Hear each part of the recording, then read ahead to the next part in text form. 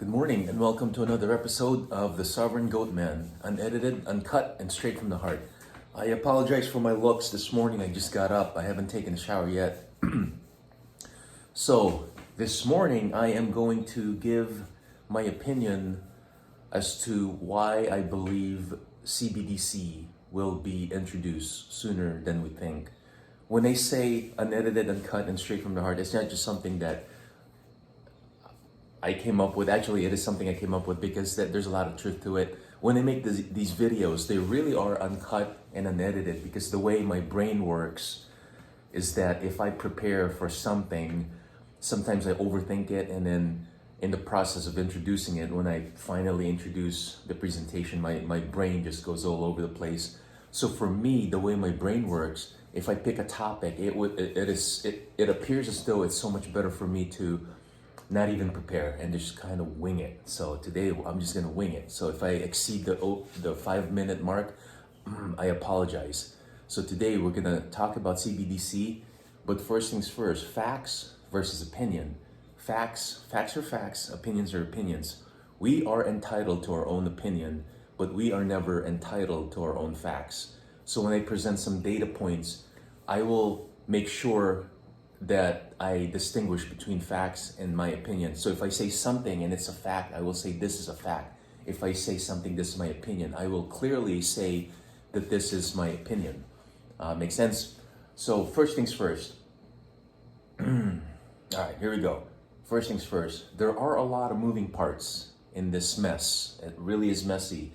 So what I'm gonna try to do is I'm gonna line them up in such a way that the viewer can understand where we're going. Things are not good, you guys know that. But the road leading to CBDC, that's my goal this morning. And I will do the best I can to make sure that the data points I present and my own opinion sort of line up so they're not all over the place. So first things first, facts. We are currently in what Ludwig von Mises termed as, what the heck was that? Oh, crack a boom. Crack a boom. We are in it. That's a fact. Crack a boom. Imagine a supernova. Supernova just expands, and all of a sudden, poof, kaboom! It disappears. That's crack a boom. So if you want more information on that, just look it up yourself. So fact number one, we are in a crack of boom. Fact number two, whenever nations reach a debt to GDP ratio of around 20%, I believe it is, any nation outside of the US historically, whenever they hit a 20% debt to GDP ratio, usually their monetary system collapses. In our case, in the case of the US, our current debt to GDP ratio is about 125%. In other words, we have a lot more debt than our GDP. So 20% versus 125%. So in reality, we should have, our monetary system should have collapsed long ago. But the reason why it's still breathing is because of the fact number two, that our dollar is the world reserve currency through the petrodollar. That's the reason why. That too is going away. Fact number three. So far I said we're in a crack of boom. Fact number two, I said our GDP ratio is unsustainable. We can never repay it. Fact number three, gold and silver. Now this is the Austrian economist in me coming out. Gold and silver are real money. You have to understand that. It's not an opinion, it's a fact.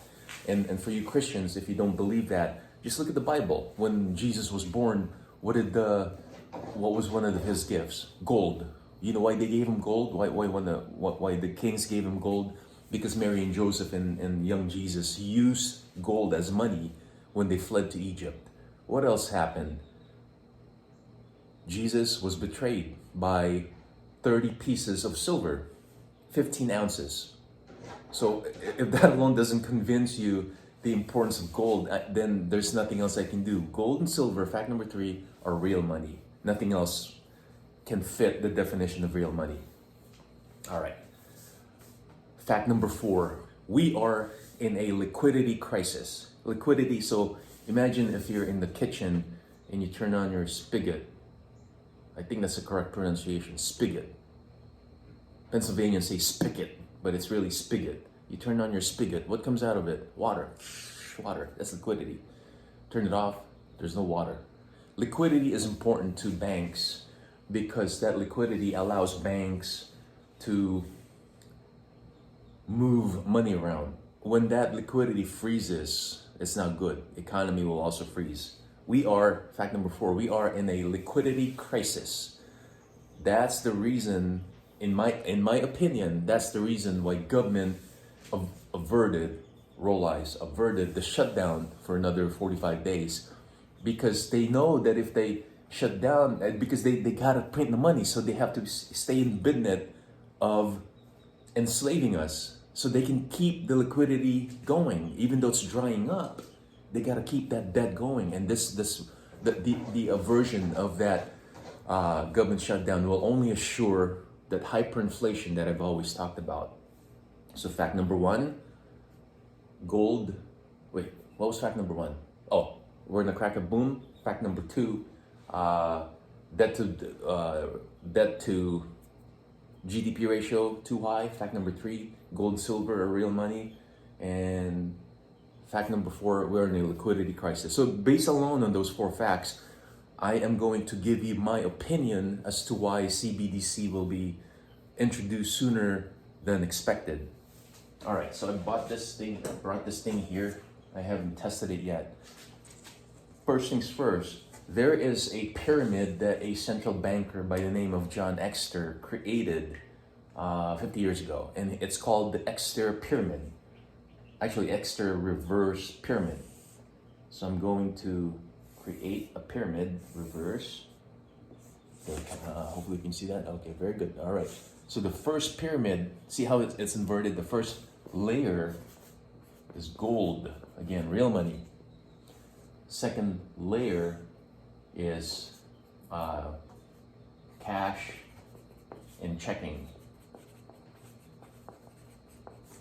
Cash and checking.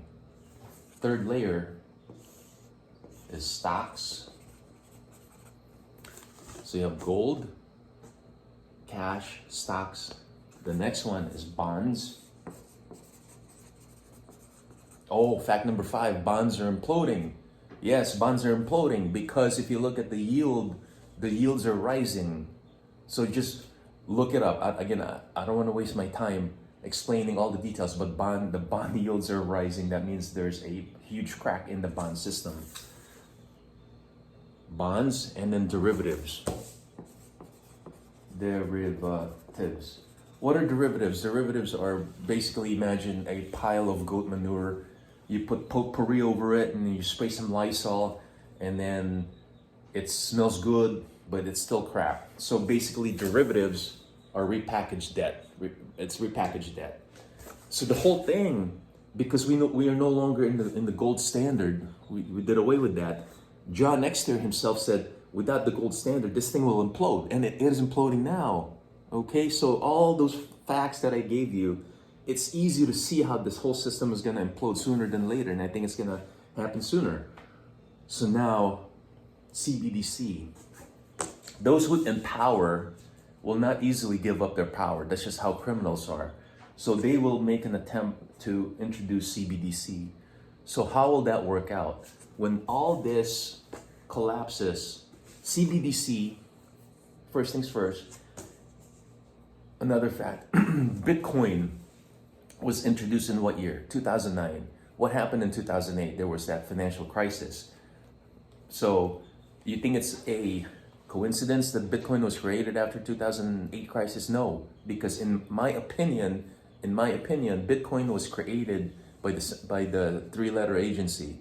And in my opinion, Bitcoin at the moment is a placeholder because there are other cryptocurrencies out there that are technologically superior to Bitcoin.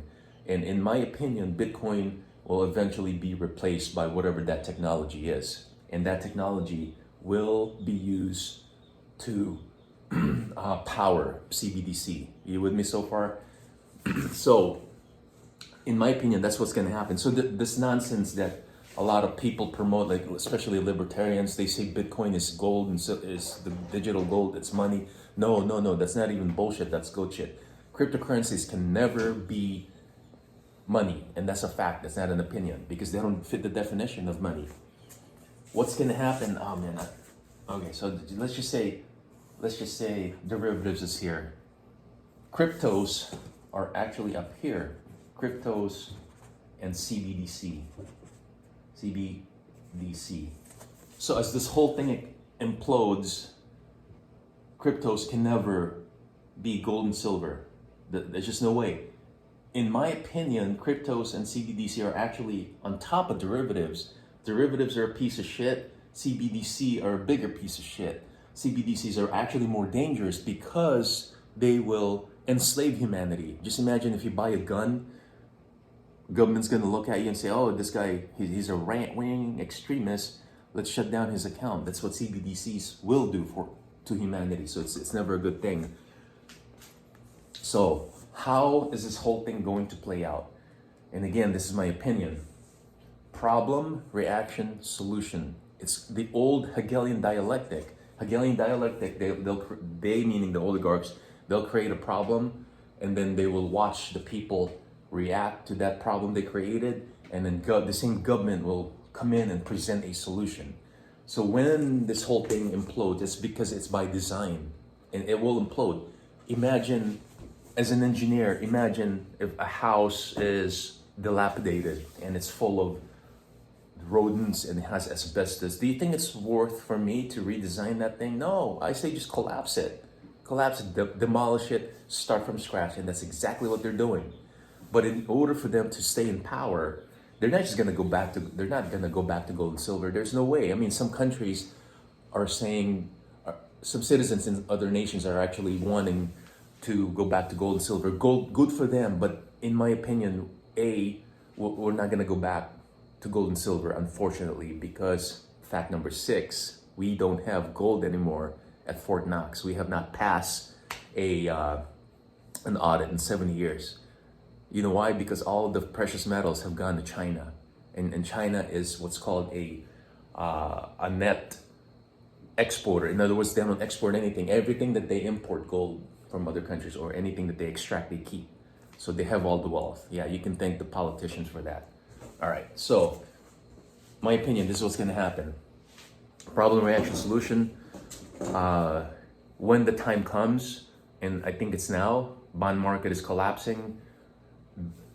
There's gonna be some sort of a demolition, just collapse it, and then the people will panic and they'll say, oh, I can't access my pension, I can't access my 401k, blah blah blah. There's bank runs, banks are shutting down. You know that. When the criminals in suit are ready to turn on the CBDC, and it's already in place, they will come to the people and say, okay, we have the solution, and it's called CBDC.